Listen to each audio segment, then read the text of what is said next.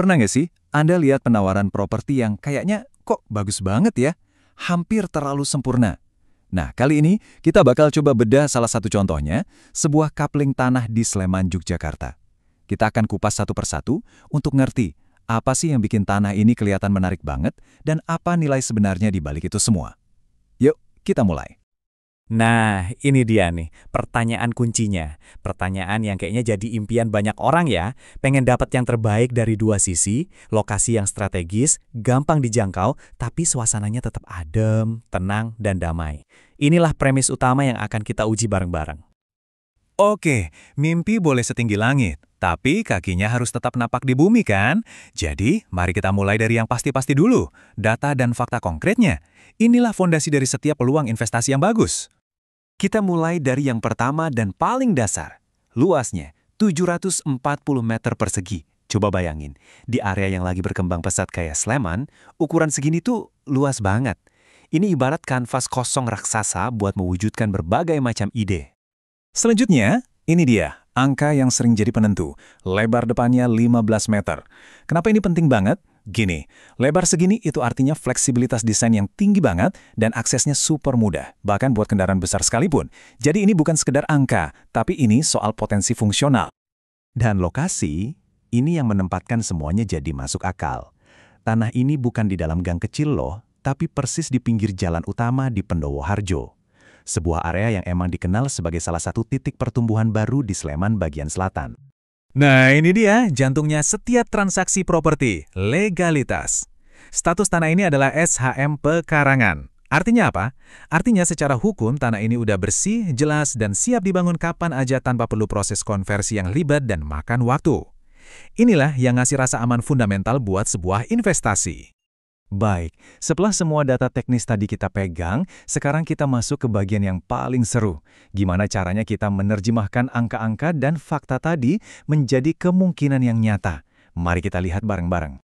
Di materi promosinya, ada metafora yang kuat banget nih, ibarat berlian yang belum dipoles. Kalimat ini seolah-olah ngajak kita buat melihat lebih jauh dari kondisi sekarang dan membayangkan kilaunya di masa depan. Sebuah aset mentah dengan potensi yang wow, luar biasa. Dan ini dia beberapa bayangannya, bisa jadi apa aja sih tanah ini? Bisa jadi rumah mewah, lengkap dengan taman dan kolam renang. Atau homestay dengan nuansa Jogja yang kental. Bisa juga jadi kafe dengan konsep outdoor yang lagi hits. Bahkan, bisa dipecah jadi dua kapling buat disewakan.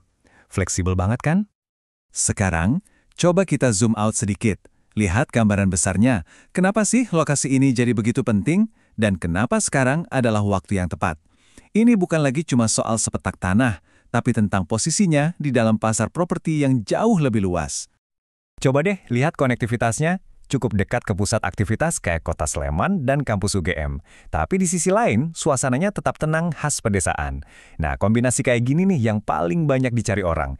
Aksesnya gampang, tapi nggak mengorbankan ketenangan. Di sini, kita bisa lihat sebuah tren yang sangat penting di pasar properti.